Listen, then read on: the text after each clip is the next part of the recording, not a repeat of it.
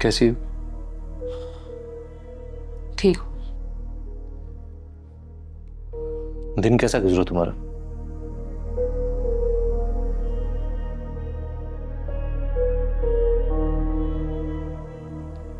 देखो नीला, अगर तुम मुझसे खफा हो तो मैं यही समझूंगा कि तुम अब तक मुझे और आमना को लेकर। अदील प्लीज, मैं आपसे इस टॉपिक पे कोई बात नहीं करना चाहती। बात नहीं करना चाहती तो क्या सारी जिंदगी अब ऐसे ही गुजारेंगे हम लोग?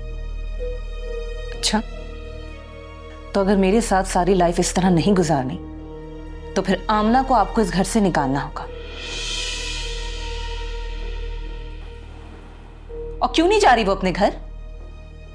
पता करें ना वहां वो क्या करती रही है, कहां है उसका शौहर, क्या हुआ है आज तक उसके साथ। इतनी उसकी फिक्र है तो भेजे उसको उसके घर।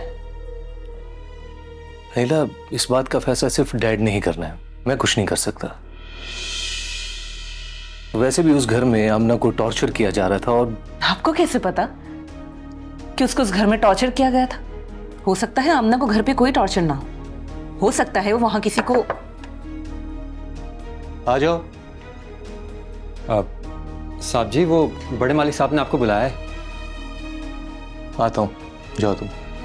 जी, वो बड़े गुस्से में थे, उन्होंने कहा है कि अभी बुला के लाओ। आ रहा हूँ। ठीक है।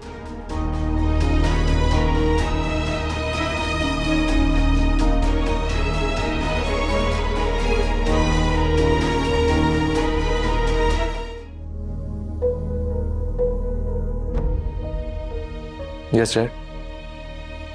बैठो।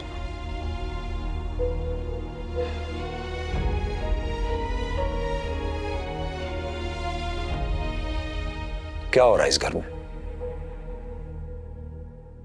क्या हो रहा है डैड?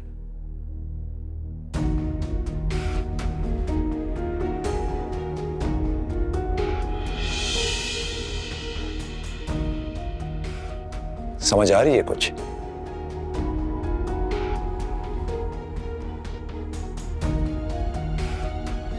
इसीलिए कहता था कि सिर्फ शगुफ्ता पर नहीं, अनीला पर भी नजर रखने की जरूरत है।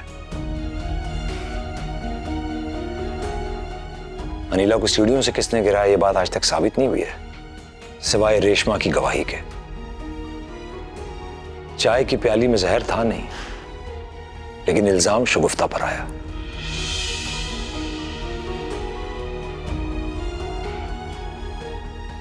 अगर शौकत को पुलिस पकड़ कर ले जाती तो ये खुद ही एक्सपोज हो जाती, लेकिन नहीं, इन्हें तो अपनी असलियत दिखाकर एक्सपोज होना था।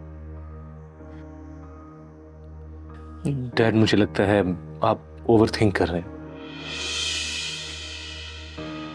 बहुत वफादार शौहर हैं आप। ओवर थिंक कर रहा हूं मैं, कड़ियां जोड़ रहा हूं यहां पर। और बदकिस्मती तो यह है कि मैं आज तक शगुफ्ता को ही गुनहगार समझता रहा, लेकिन शुक्र है इन कैमरों ने सब कुछ फर्क करके दिखा दिया है।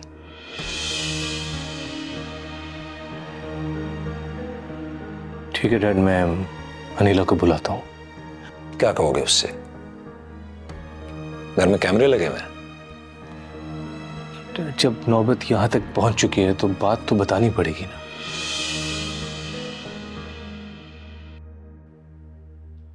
अभी नहीं,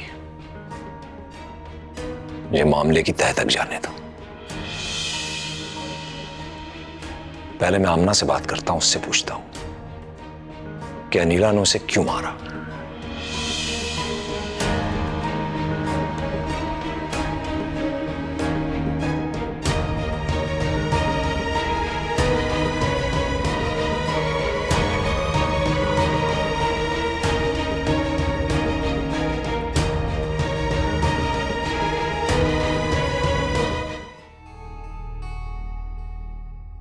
अब मुझे सच सच बताओ कि क्या हुआ है इस घर में।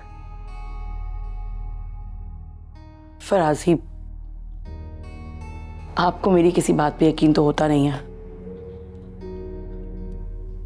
इसलिए मैंने कहना ही छोड़ दिया। अगर ज्यादा कोई बात करती हूं तो घर से निकलने की नौबत आ जाती है, इसलिए मैं और मेरी बेटी चुपचाप ये जुल्म सह रहे हैं। वो भी जुल्म सह रहे हैं जिनकी शिकवे शिकायत मैं आपसे कभी किया करती थी। और पता है, अनिला को जब से पता चला है ना कि आप मुझे कभी भी इस घर से निकाल सकते हैं, या अभी नहीं निकाल रहे, तो उसने तो जुल्म की इंतहाई कर दी है। आप जानते हैं, उसने आमना को आज इतना मारा है कि मैं आपको बता नहीं सकती। वो आमना जिस पे मैंने कभी हाथ नहीं उठाया, और वो तो हमें धमकियां देती है, कहती है कि तुम दोनों को इस घर से निकलवा के रहूंगी, छोड़ूंगी नहीं तुम्हें। तुम ये कहना चाह रही हो कि अनिला ने आमना को बिला वजह मारा है? वही तो, कोई वजह ही नहीं थी। आमना तो बेचारी किचन में सोना से चाय बनवाने के लिए गई थी। पता नहीं अनिला को किस बात का इतना गुस्सा आ रहा था, इतना गुस्सा कि उसने सारा गुस्सा आमना पे ही निकाल दिया। और जाहिर सी बात है, इंसान जब किसी पे गुस्सा करता है तो अगले का भी रिएक्शन आता है ना। तो आमना ने भी गुस्से में 2-4 सख्त अल्फाज बोल दिए होंगे, लेकिन अनिला ने तो मेरी बच्ची पे हाथ ही छोड़ दिया।